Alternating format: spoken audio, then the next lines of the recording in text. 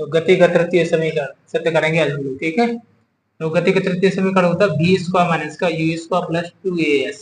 यहाँ u क्या है, प्रारंभिक वेग, v बराबर क्या है, अंतिम वेग, a बराबर क्या है, त्वरण, s बराबर चली गई दूरी। देखो दूरी का सूत्र होता है दूरी बराबर औसत चाल गुणे समय। तो देखो औसत चाल का फॉर्मूला होता है u प्लस v अपॉन 2, यानी प्रारंभिक वेग प्लस अंतिम वेग बटे में 2 इंटू टी लिख दिया, ठीक। टी क्यों, क्योंकि समय होता ना टी। अब देखो यहाँ पे, अब हमें यहाँ पे करना है, इसको समीकरण 1 दे देंगे। अब हम लोग यहाँ पे लिखेंगे गति के प्रथम समीकरण से, गति के प्रथम समीकरण से। तो देखो गति का प्रथम समीकरण होता v बराबर u प्लस ए टी, ये तो प्रथम समीकरण, ठीक है, गति का।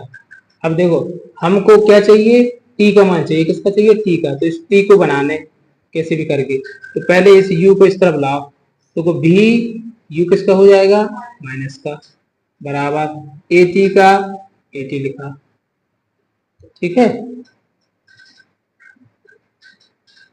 अब देखो a लिखा गुणा में, तो कहाँ आ जाएगा, भाग में, तो जो जगह v माइनस यू बटे a बराबर यहाँ पे कौन बचेगा, t, ठीक। इसको आप ऐसा भी लिख सकते हैं, या t बराबर क्या बन जाएगा अपना फॉर्मूला, v माइनस यू बटे में a। तो देखो t का मान बन गया v माइनस यू बटे में a। तो यानी हम क्या कर सकते हैं, अब t की जगह पे इसको लिख देंगे, ठीक है। इसको आप ऐसे लिख सकते हैं, तो यहाँ पे लिखना,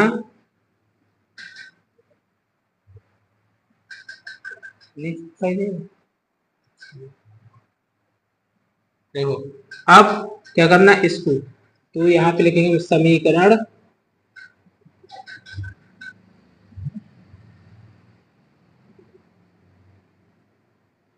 t का मान समीकरण 1 में रखने पर, ठीक है। तो देखो जी लिखा समीकरण 1, देखो s का s बराबर, ये क्या लिखा, u प्लस v बटे 2 इंटू टी का मान कितना आ गया, v माइनस यू बटे ए। तो देखो इस t को हटा देंगे और इसी जगह किसको लिखेंगे, v माइनस यू बटे ए। तो देखो v माइनस यू बटे ए, इसको ब्रैकेट में लिख दिया। अब देखो गुणा कर देंगे दोनों का, तो s बराबर जी हो जाएगा u प्लस v, ब्रैकेट में अलग अलग, इसको लिख दो v माइनस यू और बटे नीचे गुणा हो जाएगा, तो ये हो जाएगा 2a। अब देखो s बराबर, ये देखो u प्लस v लिखा हो, या इसको v प्लस यू भी लिख सकते, दोनों प्लस में लिखे तो v प्लस में u लिख दो, और ये भी लिखा v माइनस में u, मतलब इसको चेंज करके लिख दिया, पहले लिख दिया v को, फिर इसको लिखा u को। क्यों, क्योंकि यहाँ v लिखा ना पहले, तो हमने देखो इसके जैसा बना लिया इसको, तो पहले v को लिखा, फिर प्लस, फिर इसको लिखा u को। दोनों प्लस के हैं तो कोई दिक्कत नहीं है, आप आराम से लिख सकते, पहले u v को लिखो, फिर प्लस, फिर इसको लिखो, u को लिखो। अब देखो ये v minus you, v minus you, अब बटे में कितना है ये।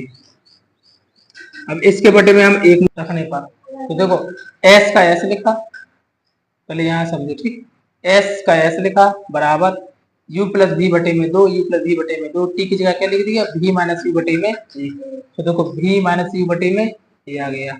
अब s बराबर u प्लस में v माइनस में u, मतलब इसका यहाँ गुणा करेंगे तो इसको ब्रैकेट में लिखो, इसको ब्रैकेट में, तो देखो जी गुणा कर दिया, इसका यहाँ पे करेंगे तो 2a हो जाएगा।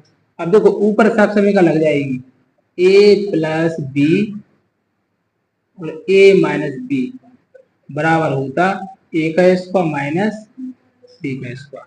तो देखो a plus b, a minus b, तो देखो इसको कैसे लिखेंगे, s बराबर यहाँ पे लगी साफ समय का, तो a की जगह पे कौन लिखा, b, तो b का स्क्वायर माइनस b की जगह पे u, तो u का स्क्वायर बटे 2a। अब देखो अब इसके बटे में एक ले लेंगे तो इसका गुणा करेंगे, एक का करेंगे इन दोनों में, तो देखो भी स्क्वायर माइनस का यू स्क्वायर आ जाएगा, क्योंकि एक का गुणा किसी में करें वही को वही आएगा, बराबर 2a का करेंगे ऐसे में तो जो होगा 2as। अब देखो हमको क्या चाहिए, यू स्क्वायर प्लस में 2as, तो देखो यू स्क्वायर को इस तरफ ले जाओ तो भी स्क्वायर बराबर 2as, यू स्क्वायर इस तरफ चला गया तो प्लस का हो गया। अब इसको पहले लिख लो, या भी स्क्वायर बराबर पहले यू को 2 स्क्वायर प्लस 2as, तो जी आ गया गति का तीसरा समीकरण। ठीक है, तो हमें ऐसे करना है। ठीक, तो इसको आप ब्रैकेट में लिख सकते हैं, और समझ गए। ठीक, मतलब देखो v plus u v minus u यानी a plus b a minus b की समीकरण लगा देंगे तो जो b square minus c square हो जाएगा। अब देखो एक का गुणा कर देंगे, जैसे लिखा वैसे के वैसे आ जाएगा, s का यहाँ पर 2a का इसमें गुणा करेंगे 2as, अब u को ले जाओ इस तरफ तो माइनस का लिखा तो किसका हो जाएगा, प्लस का। अब इसको पहले लिखो, क्योंकि जो पहले लिखा u स्क्वायर प्लस 2as करना ना, तो देखो b स्क्वायर बराबर u स्क्वायर प्लस 2as बन जाएगा।